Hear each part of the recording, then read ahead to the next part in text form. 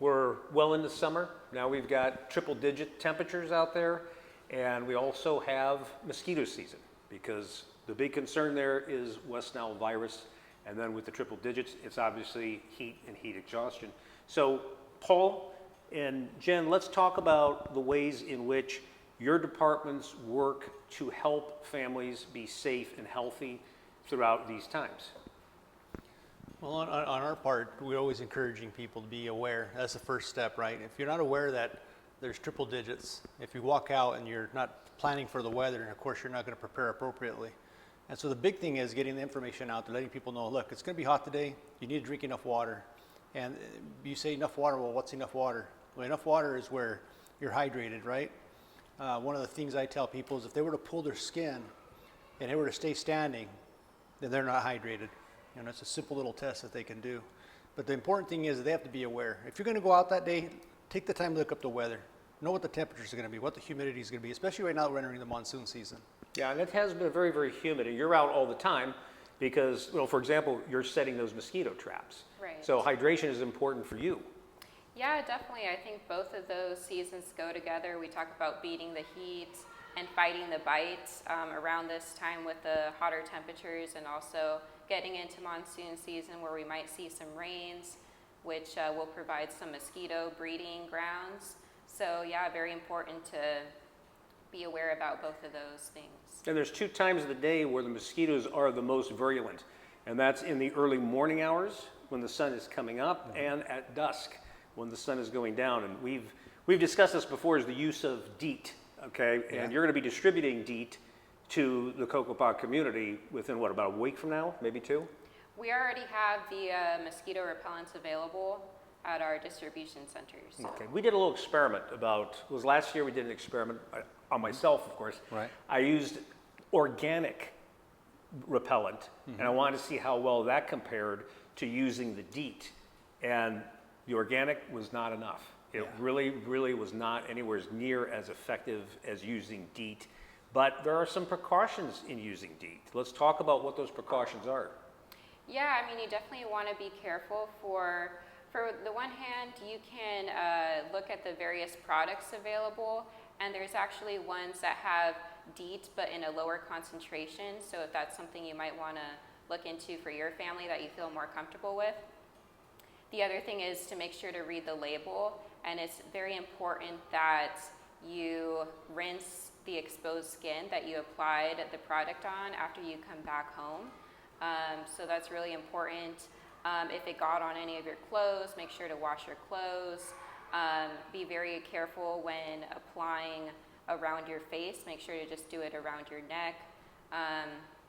And yeah, because remember, it is a chemical, so while you do want to stay safe, you got to take precautions. And the first thing you want to do after you put on the DEET, if you go outside, morning or dusk, when you come back home, immediately wash your hands. Wash your hands first, then the rest of your body. If you were wearing shorts, you're definitely going to have to wash that. And as you just mentioned, you're going to have to wash your clothes. This is a chemical. It is a very potent chemical, so you don't want it around your eyes, your nose, or your mouth.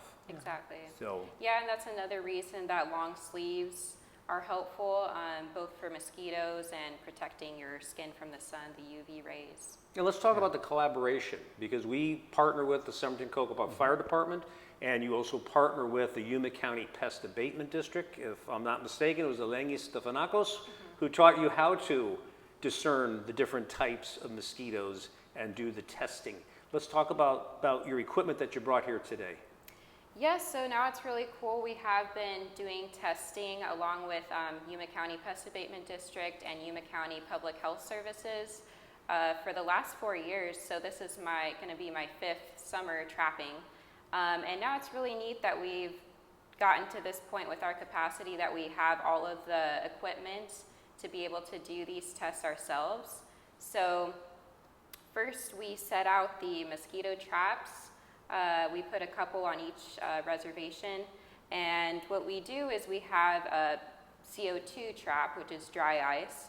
So the dry ice then sublimates into carbon dioxide, of course, and that actually mimics a living being breathing out. And so that's why it's used as the lure for mosquitoes. So we'll place the dry ice in this bucket here, And if you can see, it has small little holes drilled inside.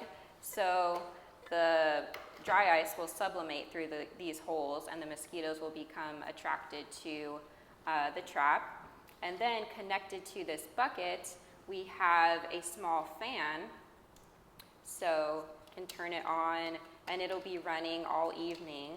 And so when the mosquitoes get attracted to the CO2, they become trapped into this net here, which is attached to the fan. And so they will be collected in the net all evening and then into the next morning. And then that is when we would go and pick up the traps. We'd have a bunch of mosquitoes inside the net, and then we would bring them back to the lab where we have all of this other equipment, and we would, place out the mosquitoes that we collected for each site. And then we would look for the species of mosquitoes that can carry viruses such as the West Nile virus. And we use a microscope to identify the mosquito. There's particular elements of the body that we look for to help identify them. And then once we isolate those particular mosquitoes, we'd place them in a small vial like this, and then we'd take a sample from those mosquitoes, and then we'd be able to run them through this ramp reader. And then when we do that, the reader will give us a result whether we have detected the presence of West Nile virus or not. And it's not that we're trying to scare anybody, but we do want people to be aware, and we want them to be vigilant.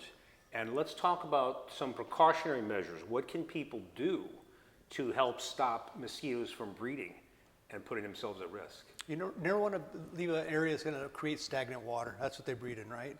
And so, if you're around your house, you do deep watering, you want to make sure you got soil that's able to absorb that water so it doesn't sit and sit. You have tires around where water can accumulate. Anything where water can accumulate, you want to avoid that.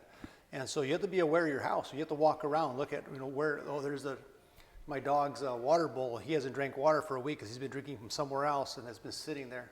Those are the small things that we need to worry about. And it's interesting we keep bringing up the word virus because you think virus, you think vaccine. Well, West Nile virus has no vaccine. So you don't want to be afraid of it, you want to be aware of it. And so it starts with being aware, no sitting water, avoiding the hours, early morning, evening, if you can.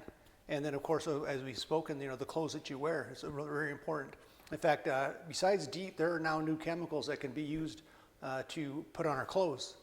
And those help you to avoid the contact with the mosquitoes. And we've been very fortunate, Jen, because we did not have any human reported cases of West Nile in Yuma County last year, as I recall. Yeah, I believe that's correct. Okay, we've been very fortunate with that, but I think from your observation, it seems like every 2 years that pattern seems to change, and there seems to be an uptick every 2 years, but we really don't know why. Is that correct? Yeah, it's still something, there's a lot of research that's still being done to understand why West Nile virus becomes more prevalent in certain areas in certain years. So that's something that, organizations all over the state and the country work on. And yeah, it's just really a matter of all of these agencies working together to keep our communities safe. And, the work that one organization does helps another because we all learn from each other and, just maintaining that spatial trapping and testing to keep everyone safe. Absolutely. Prevention is the key, and that's going to do it for us for now. Make sure to check back here for updates.